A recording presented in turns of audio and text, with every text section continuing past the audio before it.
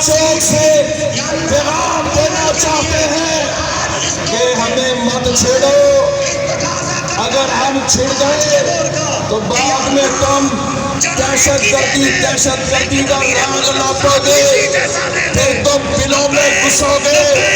ہم چیلنج دیتے ہیں تمہیں، جاؤ جس نے قرآن پاک کی بے حرمتی کی ہے اسے کہو ذرا باہر نکل کے دکھائے، کمروں میں بند ہو چکے ہیں، اللہ کے فضل سے اپنے گھروں سے نہیں نکل سکتے۔ حرمت قرآن پر، حرمت قرآن پر یہ تماشا لگایا جا رہا ہے کیونکہ اللہ کے دشمن میدانوں میں ہمارا مقابلہ نہیں کر سکے۔ ایک سپر پاور آئی تھی افغانستان میں، اللہ نے اس کا قبرستان بنایا تھا۔ اس کے بعد امریکیوں، یورپ کے گماشتوں، تم آئے تھے۔ کیوں آئے تھے؟ تم پاکستان کو کھا جانے کے لیے آئے تھے، پاکستان کے پانیوں پر قبضے کے لیے آئے تھے، پاکستان کی معدنیات کے قبضے پر آئے تھے۔ تم یہاں بیٹھ کے دنیا میں سپر میسی کے خواب لے کر آئے تھے۔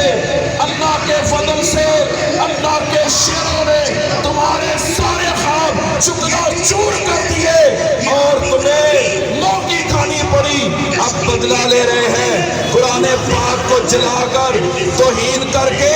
تو یاد رکھنا 2.25 ارب مسلمانوں کو ہم بیدار کریں گے، ہر ایک دروازے پہ دستک دیں گے، انشاءاللہ ہم تمہیں کعبے کردار تک پہنچائیں گے۔ حرمت قرآن پر، حرمت قرآن پر۔ کشمیر کا مسئلہ سن لو، یہاں قائدین نے ساری باتیں کی، میں نے اللہ کے قرآن کی آیت پیش کی ہے۔ میں اسلام آباد کے ان گونگے حکمرانوں کو قرآن پاک کی یہ آیت پیش کرتا ہوں کہ تم کافروں کی غلامیاں چھوڑ دو، سودی کاروبار چھوڑ دو، IMF کی جان چھوڑ دو۔ یہ پاکستانی قوم کسی IMF کی غلامی نہیں کرے گی، یہ پاکستانی قوم کسی ایسے گندے نظام کی پیروی نہیں کرے گی۔ تمہارے آج جو تم کر رہے ہو، تم نے جو پاکستان کا حال بنا دیا ہے، آج لوگ آٹے کے لیے بیچارے بھیڑ میں مر رہے ہیں۔ وہ ملک جو 70% زرعی رقبہ رکھ کر اپنا آٹا گندم اگاتا ہے، آج اللہ معاف کرے اس ملک میں تم نے لوگوں کو آٹے کے لیے لائنوں پر لگا دیا اور تم نے پاکستان کا برا حال کر دیا۔ کیا جواب دو گے کل وہ پاکستان جو کشمیریوں کا وکیل ہے، جس نے کشمیر کا مقدمہ لڑنا ہے؟ تم نے اس کو روٹی کے اوپر لگا دیا، مہنگائی کے بوجھ تلے دبا دیا۔ آج جیل سے آسیہ اندرابی بہن کا پیغام آ رہا ہے، آج علی شاہ گیلانی کی روح تڑپ رہی ہے کہ ہمارے وکیل آج غلام بن گئے ہیں کافروں کے، آج انہوں نے کشمیر کے نام کو دبا دیا ہے۔ تمہاری پارلیمنٹ گونگی ہو گئی ہے، کشمیریوں کا نام نہیں لیتے۔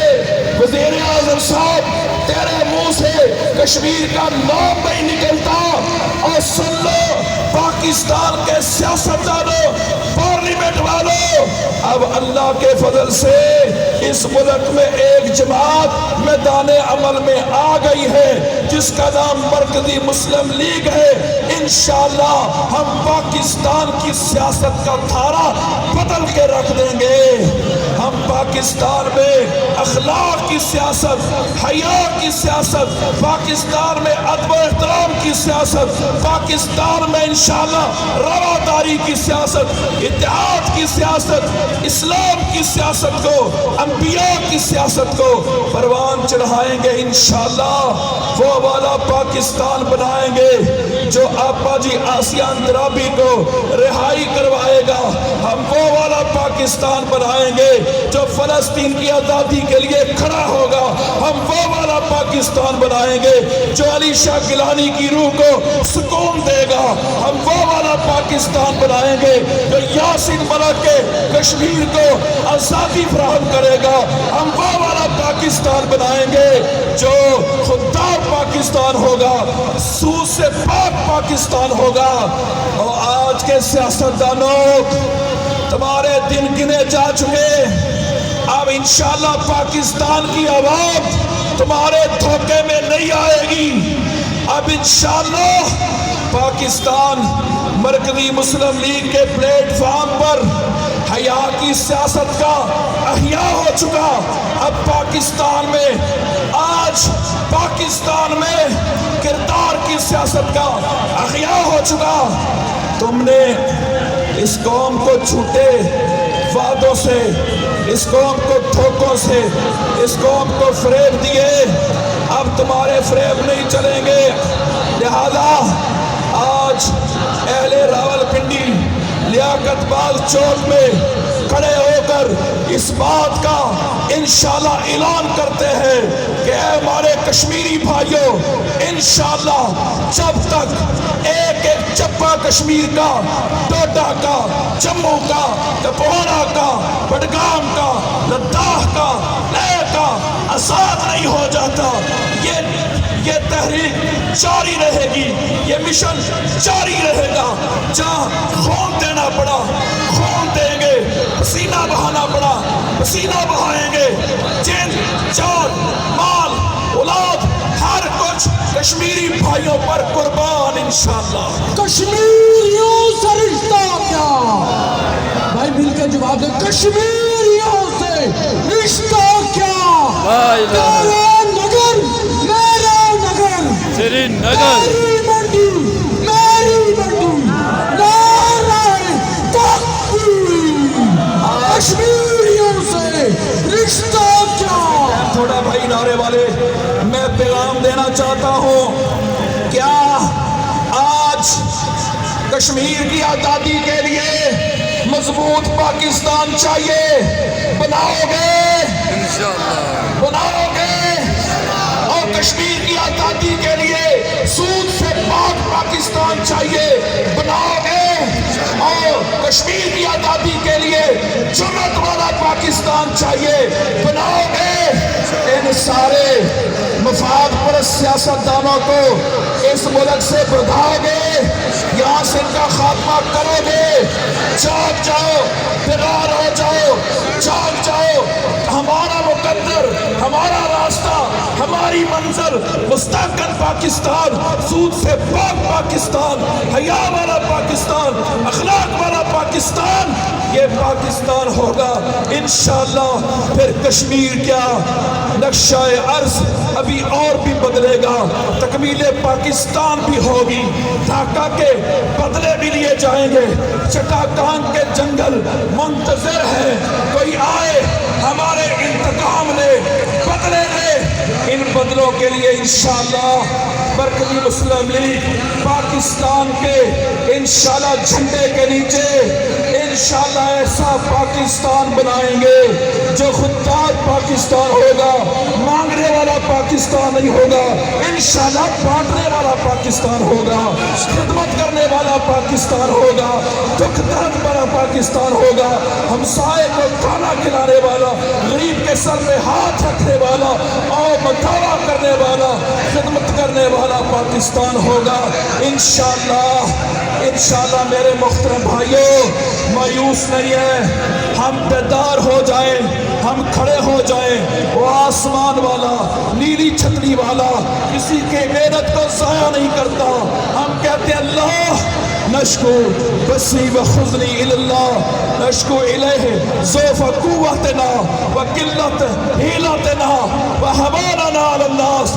ہم کمزور ہیں, ہمارے کشمیری بھائی کمزور ہیں, اللہ تو کمزور نہیں ہے. ہم بادشاہ کی عدالت میں شہنشاہ کے دروازے پر ہم سارے فقیر بن کے کہتے ہیں اللہ قرآن کی بے حرمتی کرنے والوں کو نیست و نابود فرما. تو نے کرنا تو ہے, ہمارے ہاتھوں سے کر دے یا اللہ. تو شہنشاہ ہے, ہم تیرے دربار میں دعا کرتے ہیں پاکستان سے ظالم, فاسق, چور, بے ایمان حکمرانوں سے نجات نصیب فرما. عدل والے, حیا والے, دیانت والے اور قوم کے ساتھ حقیقی محبت کرنے والے حکمران نصیب فرما. اور پھر اس مضبوط مستحکم پاکستان کے ساتھ انشاءاللہ ہمیں کشمیر عطا فرما. یہ خواب ہے, یہ خواب ہے, یہ خواب ہے شہیدوں کے وارثوں کا, یہ خواب ہے کشمیر کے وارثوں کا. میرا اللہ یہ خواب پورا کر کے دکھائے گا انشاءاللہ. آپ بھائیوں کا تہہ دل سے شکر گزار ہوں. آپ نے قرآن کی خاطر, آپ نے کشمیر کی خاطر آج اپنے گھر بار سب کچھ چھوڑ کر 3 گھنٹوں سے یہاں بیٹھے ہیں. اللہ میرے اس یہاں بیٹھے ہوئے ایک ایک بندے پہ اپنا کرم فرما دے, ایک ایک بندے کو میرے مولا اپنے دین کا سپاہی بنا لے. یا اللہ ہم سے کام لے لے, ہمیں استعمال کر لے. ہم تیری بارگاہ کے فقیر ہیں, ہمیں واپس نہ لوٹانا. پاکستان زندہ باد. کشمیریوں سے رشتہ کیا, لا الہ الا اللہ.